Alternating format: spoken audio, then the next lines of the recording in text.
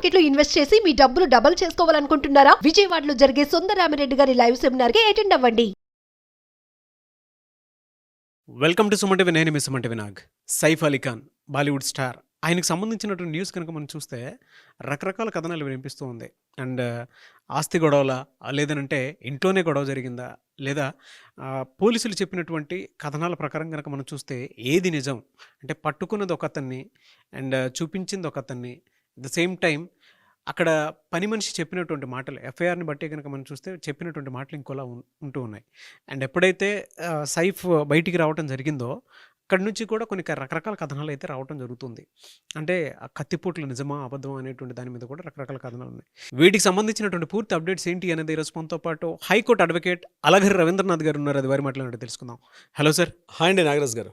ఏం జరుగుతుంది సార్ అంటే సైఫ్ అలీ ఖాన్ విషయంలో కొత్త కథనాలు ట్విస్టులు మీద ట్విస్టులు వినిపిస్తూ ఉన్నాయి. పూర్తి డీటెయిల్స్ ఏంటి సార్ అసలు వీటికి సంబంధించి? మధ్యప్రదేశ్ క్యాపిటల్ భోపాల్లో ఫ్లాగ్ స్టాఫ్ హౌస్ అని చెప్పి అహ్మదాబాద్ ప్యాలెస్కి దగ్గరలో ఉన్నటువంటి ఒక property.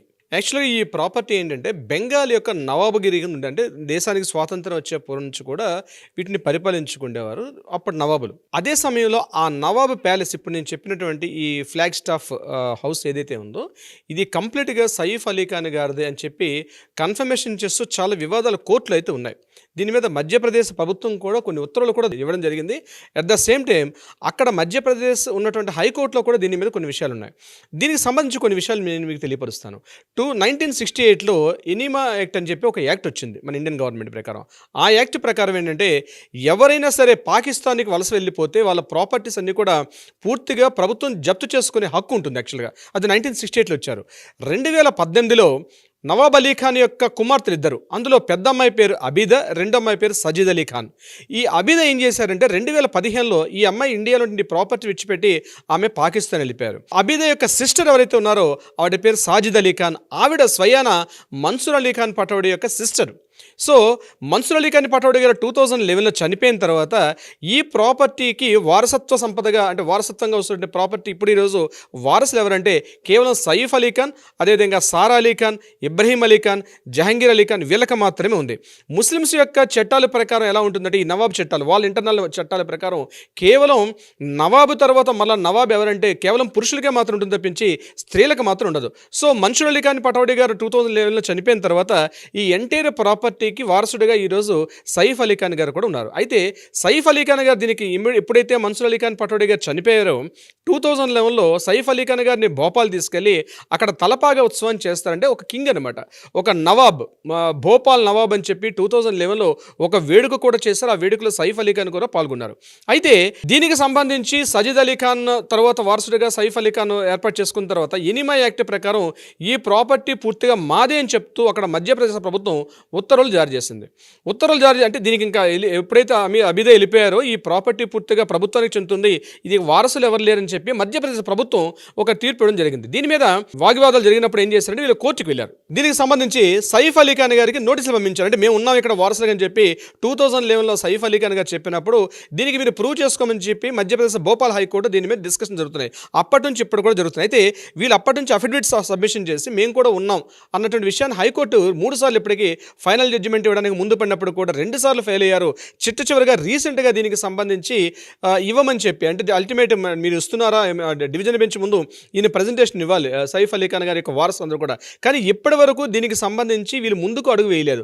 So final last and call ప్రకారం ఇంకా చేయకపోతే ఎంటర్ ఈ ప్రాపర్టీ అంతా కూడా పూర్తిగా మధ్యప్రదేశ్ ప్రభుత్వం కేంద్రం యొక్క చట్టం ప్రకారం ఇదంతా కూడా గవర్నమెంట్ ఆధీనంలో వెళ్తుంది. సో అక్షరాల ఈ యొక్క ప్రాపర్టీ వాల్యూ సుమారుగా 15,000 కోట్ల రూపాయలు ఉంటుందని మనకి మీడియా వర్గాల ద్వారా తెలుస్తున్న ఇన్ఫర్మేషన్. అది నిజమా కాదండి, subject to the correction. So ఇంత ప్రాపర్టీ వాల్యూ ఉన్నటువంటి ఈ ప్రాపర్టీ విషయంలో వీళ్ళ ఇళ్లలో గొడవ జరిగింది, ఒక స్టార్ట్ అయింది ముఖ్యంగా కరీనా కపూర్ యొక్క ఫ్యామిలీకి, అదేవిధంగా సైఫ్ అలీ ఖాన్ యొక్క అంటే పటౌడీ యొక్క వీళ్ళ ఫ్యామిలీస్కి, at the same time Kapoor ఫ్యామిలీకి మధ్య చాలా డిస్కషన్స్ అవుతున్నాయి అన్నటువంటి ఒక వార్త కూడా బాగా మీడియాలో ప్రచారంలోకి వచ్చింది. ఈ ప్రాపర్టీ మీద ఇప్పటివరకు క్లెయిమ్ చేసుకోవడానికి సైఫ్ అలీ ఖాన్ గారు ఎందుకు రావడం లేదు, ఇందులో ఉన్నటువంటి ప్రాబ్లమ్స్ ఏమిటి అనే విషయం మీద ఇదే డిస్కషన్ జరుగుతుంది. సో ప్రాపర్టీకి సంబంధించి కూడా కొన్ని వేల కోట్ల రూపాయలుగా ఉన్నట్టుగా మనకు మీడియా కథనాలు తెలియపరుస్తున్నారు. అంటే ఇక్కడ కేవలం ఈ యొక్క సంఘటన ఏదైతే జరిగిందో ఈ సంఘటన వెనకాల ఏదైనా ఆర్థిక లావాదేవీలు, ఆర్థిక అవకతవకలు ఉన్నాయంటే కపూర్ ఫ్యామిలీ కూడా చాలా రిచెస్ట్ ఫ్యామిలీ. పృథ్వీరాజ్ కపూర్, రాజ్ కపూర్ గారి ఫ్యామిలీ నుంచి వచ్చిన కరీనా కపూర్ గారు కూడా వాళ్ళు వేల కోట్ల రూపాయల ఆస్తులు ఉన్నాయి ఆల్రెడీ.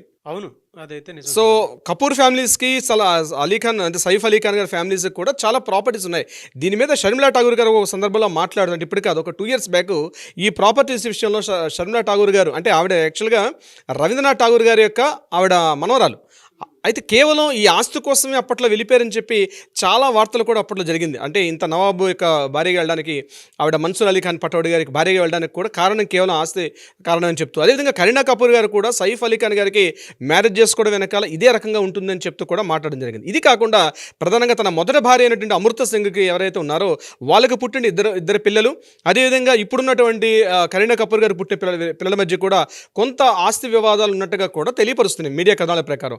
ఏదేమైనప్పటికీ కూడా వాళ్ళు మీడియా ముందుకు వచ్చి ఈ యొక్క ఫ్యామిలీ ఇష్యూస్ అనేది తెలియపరచకపోతే ఈ సంఘటన మొత్తం అనువనువు కూడా ప్రతి పించి టు పించి కూడా సర్వత్రా అన్ని డౌట్సే మొత్తం జరిగింది. అంటే యాక్చువల్గా జరిగిన స్టోరీ ఏదైనా ఉండొచ్చు, బట్ కావాలని చెప్పే ఒక అగంతకుడికి ఒక స్ట్రేంజర్ని పెట్టారా? ఎందుకంటే మీడియా కథనం ప్రకారం కూడా ఏదైతే పోలీసులు రిలీజ్ చేసినటువంటి ఆ ఫుటేజ్ ఉన్నాయో ఆ పిక్చర్స్ ఎక్కడ కూడా మిస్ మ్యాచ్ అవుతున్నాయి, ఎక్కడ మ్యాచ్ అవ్వట్లేదు. ఆ పర్సన్ కానీ ఇప్పుడు ఎవరినైతే ఇతనే పర్సన్ చెప్తున్నారో వాళ్ళకి ఎక్కడ మిస్ మ్యాచ్ కాకపోవడం. తర్వాత ఆ ఇంట్లో జరిగిన సంఘటనలో కరీనా కపూర్ గారు ఆ సందర్భంలో అక్కడ లైవ్లో ఉన్నప్పుడు కూడా అక్కడ ఎఫ్ఐఆర్ రిపోర్ట్ మాత్రం పనిచేస్తున్నటువంటి ఆయమ్మతో ఇప్పించడం. ఇది ప్రధానంగా డౌట్. ఎందుకు ఆయమ్మతో ఎఫ్ఐఆర్ రిపోర్ట్ క్లెయిమ్ చేయాల్సి వచ్చింది? ఆల్రెడీ కరీనా కపూర్ గారు ఇంట్లో ఉన్నారు. మొదట ఏం చేశారంటే కరీనా కపూర్ గారు ఇంట్లో లేరని చెప్పారు. తర్వాత ఏం చేస్తారంటే కరీనా కపూర్ గారు అక్కడే ఉన్నారు, కానీ ఇలియామా ఫిలిప్ అని చెప్పారంటే అటువంటి ఆమెతో ఎందుకు ఇప్పించడం జరిగింది? అదొక సస్పెక్ట్ చేసినట్టు డౌట్. మరొక పాయింట్ ఏంటంటే కరీనా కపూర్ గారు ఇప్పటికి కూడా ఆ టైంలో కిందకి దిగడానికి అంటే ఆటోలు ఎక్కించేటప్పటికి కూడా కరీనా కపూర్ గారు కిందకి రాలేదు. అక్కడెక్కడ కూడా మనకి మాట్లాడుతున్నటువంటి ఆ సందర్భంలో అక్కడ ఒక డ్రైవరు, ఆ డ్రైవర్ పక్క నేను ఒక పర్సన్ చూసాను చెప్పి అతను ఆటో డ్రైవర్. మరి అప్పటివరకు కరీనా కపూర్ గారు ఏం చేస్తున్నారు? ఇప్పుడు ఏదైతే కత్తి పట్టుకొచ్చని చెప్తున్నారు, కత్తితో హిట్ చేసినట్టుగా చెప్తున్నారు, బట్ అక్కడ చూసి అలియామి ఫిలిప్ ఇచ్చే ఎఫ్ఐఆర్ రిపోర్ట్లో ఒక హెక్సా బ్లేడ్ పట్టుకుని వచ్చాయంటారు. హెక్సా బ్లేడ్తో ఆయన అటాక్ చేయడానికి ముందుకు వస్తే నేను అడ్డంగా పెడితే నాకు కూడా కట్ అయిందని చెప్తున్నారు. బట్ అక్కడ ఆపరేషన్ థియేటర్లో ఈయనకి వెన్నుముక ఆపరేషన్ చేసినప్పుడు ఆయన బాడీ నుంచి ఒక 2 నుంచి 3 ఇంచుల అంగుళం ఉన్నటువంటి ఒక షార్ప్ ఎడ్జ్ ఒక నైఫ్ని తీశారు. అక్కడేమో హెక్సా బ్లేడ్ అని చెప్పడం, ఇక్కడ కత్తిపోట్లు గురవడం, ఆ టైమింగ్ సెన్స్, ఆ దిగినటువంటి ఎవరైతే అగంతకుడు దిగాడో ఇదంతా కూడా రకరకాల కన్ఫ్యూజన్స్ అనమాట. ఇదే సమయంలో ఇమీడియట్గా ఈరోజు 30వ తారీఖులోగా దీనికి సంబంధించిన డివిజన్ బెంచ్ ముందు మనకి జస్టిస్ వివేక్ అగర్వాల్ గారు కూడా భోపాల్ జడ్జి గారు దీనికి ఆల్రెడీ నోటీస్ ఇష్యూ చేయడం కూడా జరిగింది. అంటే ఒకవైపు ప్రాపర్టీ ఇష్యూస్ కనిపిస్తుంది, జరిగిన సంఘటన రకరకాల స్పెక్యులేషన్స్ ఇంకోటి కనిపిస్తున్నాయి. కేవలం మనకు వచ్చిన వార్తా కథనాలు ఇవి కాకుండా మిగిలిన ప్రాపర్టీస్ ఉండొచ్చు, ఖచ్చితంగా లేకుండా ఉండరు వీళ్ళు. ఆ ప్రాపర్టీస్ సంబంధించిన వివాదాలు ఏమున్నాయా? జనరల్గా మనకు తెలిసిన విషయం ఏంటంటే ఇంట్లో ఏదో తెలియనటువంటి ఒక ఘర్షణాత్మక వాతావరణం జరిగింది. ఏం జరిగిందో తెలియదు, ఏదో సస్పెక్ట్ చేస్తున్నారు అక్కడ. ఆ వాతావరణాన్ని జస్ట్ సైట్ చేయడం కోసం చెప్పి టాపిక్ని డైవర్ట్ చేస్తున్నారు ఆ మీడియా ముందుకి. ఎందుకు ఆ పర్సన్ అగంతకుని పెట్టినప్పుడు చిన్నపిల్లలు కూడా చెప్తారు ఆ మిస్ మ్యాచ్ అవుతున్నాయి పోలీసులు. అంటే ముంబై పోలీసు నుంచి చాలా పవర్ఫుల్ అని చెప్తారు. ఎందుకంటే అండర్ గ్రౌండ్ డాన్స్ ఉన్నటువంటి వాళ్ళకే పనిచేసేటువంటి పవర్ఫుల్ పోలీస్ యంత్రాంగం ఉన్నటువంటి వీళ్ళు ఒక చిన్న లోకల్ పిఎస్ ఉన్నటువంటి వాళ్ళు చేసినటువంటి ఒక ఎంక్వైరీ కూడా లేకుండా ఇటువంటి పర్సన్ మాకు కనిపించడం చెప్పి మీడియా ముందు ప్రవేశపెట్టడం ఏదైతే ఉందో నిజానికి వాళ్ళే లేనిపోని కథనాలు తెలియపరుస్తున్నారు వాళ్ళు. ఇప్పటికైనా కరీనా కపూర్ గారు ముందుకు వచ్చి మాట్లాడి ఈ యొక్క ఊహాగానాలకు ఈ స్పెక్యులేషన్స్కి దారితీయకుండా మాట్లాడితే బాగుండేది కదా డెఫినెట్గా. బట్ అటు సైఫ్ అలీ ఖాన్ గారు చక్కగా మాట్లాడుకుంటూ బయటకు వస్తున్నారు. ఇక్కడ చూస్తే ప్రాపర్టీస్ ఉన్నాయి, ఏదో మాత్రం జరిగింది, ఆ ఒరిజినల్ విషయాలు ఏంటనే బయటికి రావట్లేదు. అటు ప్రభుత్వము, పోలీసులు, జరుగుతున్న సంఘటనలో విఐపీలు వీరందరూ కలిసి కుమ్మాయిక్కయ్యారా? పెద్ద కామెడీ ఏంటంటే అంత పెద్ద అపార్ట్మెంట్ నుంచి ఇంత పెద్ద ఇన్సిడెంట్ జరిగినప్పుడు ఆటోలో తీసుకుని వెళ్ళటం అనేది, అక్కడ సెక్యూరిటీ సిబ్బంది ఉంటుంది, దాంతోపాటు అంటే క్వశ్చన్ మార్క్స్ చాలా ఉన్నాయండి. ఇప్పుడు 11th and 12th ఫ్లోర్లో జరిగినప్పుడు మిగిలిన ఫ్లోర్లో ఉన్న పర్సన్స్ వాళ్ళ రెస్పాండ్ ఎట్లా అవుతున్నారు? సీసీ కెమెరాలు పనిచేయకపోవడం. పెద్ద హాస్యాస్పదం ఏంటంటే సీసీ కెమెరాలు పనిచేయకపోవడం. ఈరోజు ప్రతి జంక్షన్లో, ప్రతి రోడ్లో మామూలుగా ఒక మిడిల్ క్లాస్ పర్సన్స్ కూడా తన ఇంట్లోకి ఎవరైనా అగంతకులు వస్తారని చెప్పి బయట సీసీ కెమెరాస్ ఫుటేజ్ పెడతాం.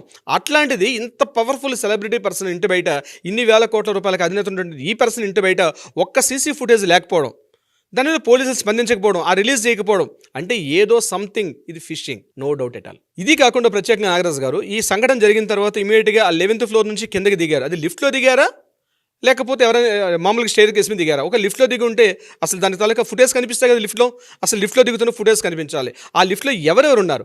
ఓకే, చిన్న అబ్బాయి ఉన్నారని చెప్పారు, అదే ఇబ్రహీం అలీ ఖాన్ అని చెప్తున్నారు. ఆ రెండో అబ్బాయి ఇబ్రహీం అలీ ఖాన్ అని చెప్తున్నారు. ఇబ్రహీం అలీ ఖాన్ ఉన్నప్పుడు ఆయన ఇంటరాగేట్ చేశారా? ఆయన ఇచ్చిన స్టేట్మెంట్స్ ఏంటి? ఎవరెవరు ఉన్నారు ఇక్కడ? దీనికి సంబంధించిన వ్యక్తులందరినీ కూడా ఒకసారి పిలిచి మాట్లాడి, నాకు తెలిసి ఖచ్చితంగా పోలీసులు ఇవన్నీ కూడా రికార్డ్ చేస్తుంటారు.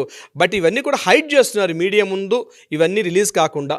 ఎందుకు రిలీజ్ చేస్తారు? నిజంగానే ఎవరో ఒక అపరిచితుడి వ్యక్తి ఒక ₹1,00,00,000 కోసం అని చెప్పి స్ట్రేంజర్ ఇంట్లోకి వెళ్ళి ఇంత సీన్ క్రియేట్ చేస్తుంటే అవన్నీ బయట మీడియాకి చెప్పకపోవడానికి గల కారణాలు ఏమిటి? ఎవరినో దాస్తున్నారు. ఎందుకు దాస్తున్నారు? ఏం దాయాలి ఇందులో? ఇప్పుడు వాళ్ళకి మధ్య కక్షలు లేవంటున్నారు. కేవలం ఒక రాబరీ కోసం వచ్చాడని చెప్పి ఎఫ్ఐఆర్లో స్ట్రైట్గా మాట్లాడినప్పుడు ఆ సెక్షన్స్ కూడా రాబరీకి సంబంధించినవి. సెక్షన్ 311, 312, 331(6), 331(7) ఇవి ఆయన మీద నమోదు కేసు. అంటే రాబరీ, ట్రెస్పాసింగ్, వీటికి సంబంధించిన సెక్షన్సే. ఇటువంటి సంఘటన జరిగినప్పుడు పోలీసుల విషయాల్ని ఎందుకు బయట తెలియపరచట్లేదు? ఎందుకు అంటే కంప్లీట్గా దాన్ని మిస్గైడ్ చేస్తున్నారు అంది ఖచ్చితంగా వేల మందికి, లక్షలాది మంది ఇండియన్స్కి అయితే ఒక డౌట్ అయితే రేజ్ అవుతుంది నాగరాజ్ గారు. ఎస్, చూద్దామండి దీని మీద ఏ విధంగా ఉంటుంది అనేది.